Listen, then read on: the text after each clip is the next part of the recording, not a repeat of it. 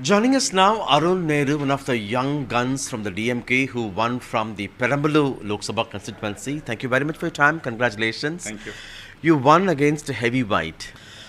Perambalur is largely a backward area. What are your plans for that now? So, two ways to look at it. First, to answer your question, I think this is overwhelmingly a victory of the various schemes of the Chief Minister, Mr. Stalin, Mr. M.K. Stalin, and it reached nook and corner of the society, and that's the effect of the scheme on the electorate. Number two, about Perambalur.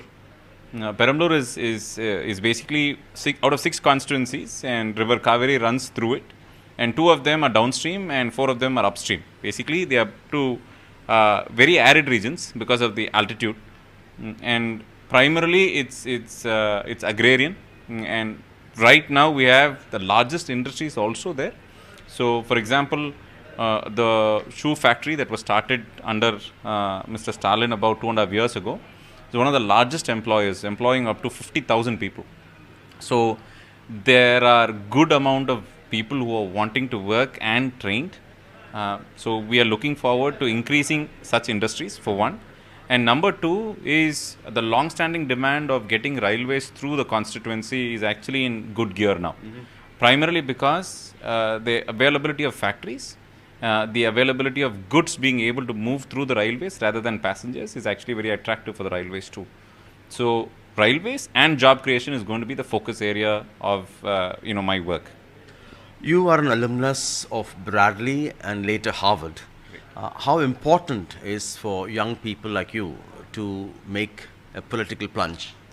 I think what we bring to the table is exposure, and what's already there is experience. I think you need both to give good schemes down to the people and get good projects basically to the people. So, our ability, our exposure across various industries and our travel enables us to see what's possible.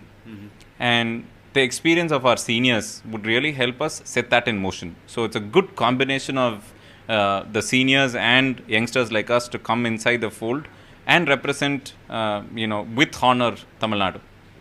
Your dad is a senior minister in the DMK government. Many like you of senior leaders have been given tickets. You would definitely face the criticism of family politics in DMK. Is that in a way against the spirit of democracy? I think the answer to that question lies with the electorate. If the electorate believed that this is against democracy or this is about even meritocracy, they would obviously reject the candidate. Whereas in my case, our family along with the party colleagues have been in the constituency for the last 30 years. So, I am there now in an official position. So, whatever event, whatever development that needs to be the constituency, so we are on the ground at all times. So, we know the pulse of the constituency and the actual requirement of the constituency. So, it actually helps us get a head start.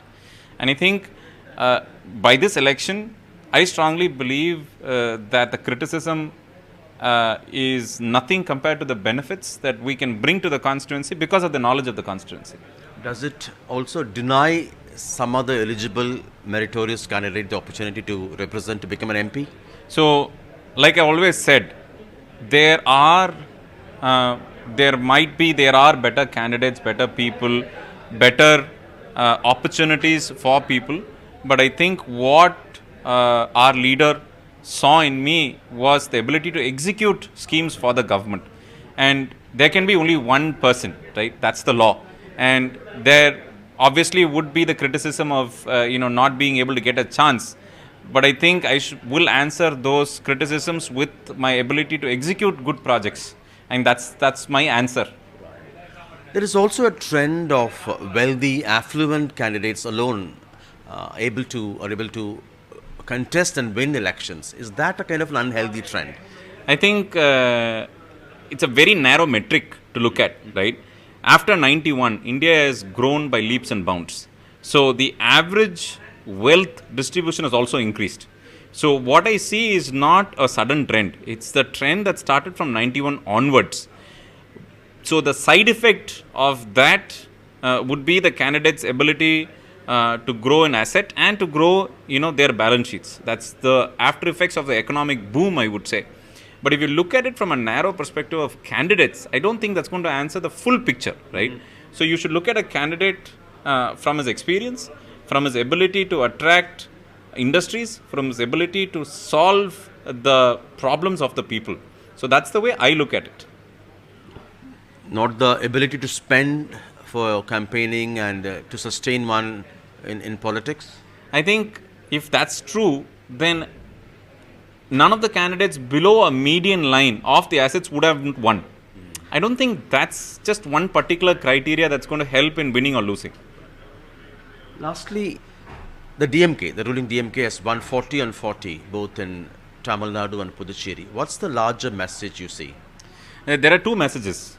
For one, the schemes of the government led by Mr. Stalin has really impacted the lives of so many people in a positive way, right?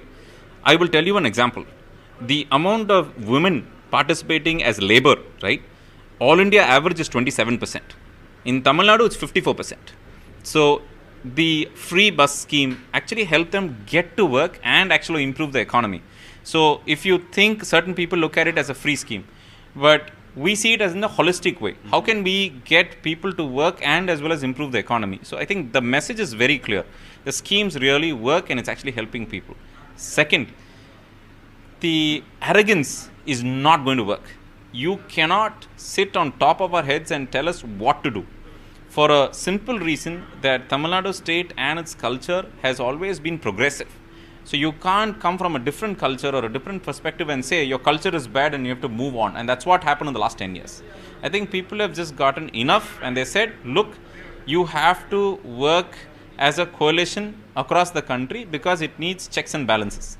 And I think the message is very, very clear and I hope the government of the day will accept that message. Right. And any dream projects you have in mind? And I think not dreams, the basic things that we can get to the people is the most effective. For example, I spoke about railways, right? It can transform lives. It can be a simple railway, but it can transform lives. Ability to get people to education, to work, to grow up in life. And I think I'm going to focus on that basic essentials, right? Let's not focus on, out of the sky projects, but projects that can help every strata of the society, right? There's no use, in certain states you would have seen chip factories up north. You have chip factories inside, but there's poverty outside. So that is not how Tamil Nadu works. And Tamil Nadu works by proper distribution of wealth and proper growth also. And I think I would focus there in that area. Last question, a political question. In Tamil Nadu, although the BJP has suffered a washout, in 10 seats they've come second. Does it mean they're growing in the state and they're going to be a challenge for you in the 2026 assembly elections? So it's very subjective, right? BJP, if you have taken on an apple-to-apple comparison basis, right? You remove the coalition they've made and you keep them separate, there's absolutely no growth. On an apple-to-apple basis, they are at the same level as they were before. If you think at the number of electorates, it has increased by a certain percentage. So it has maintained at the same level on an absolute term. So I don't see them growing for a simple reason. They don't resonate with the progressive nature of the Tamil people. The Election Commission statistics say 3.5% to 11 point something in terms of the vote share now. So that's exactly the point. So if you see, there are certain partners who won on a BJP symbol. So you remove all the arithmetic of poll arithmetic and just take the actual BJP, right? They haven't still grown. They are still at the same level as they were at the previous level. So their ability or their idea or strategy about splitting people, harassing people, pushing agendas didn't work here in Tamil Nadu. Thank you so much, Arun, for your time. That was DMK's Arun Nehru, the MP elect from Perambalur, talking to us in Chennai with Suresh Sam.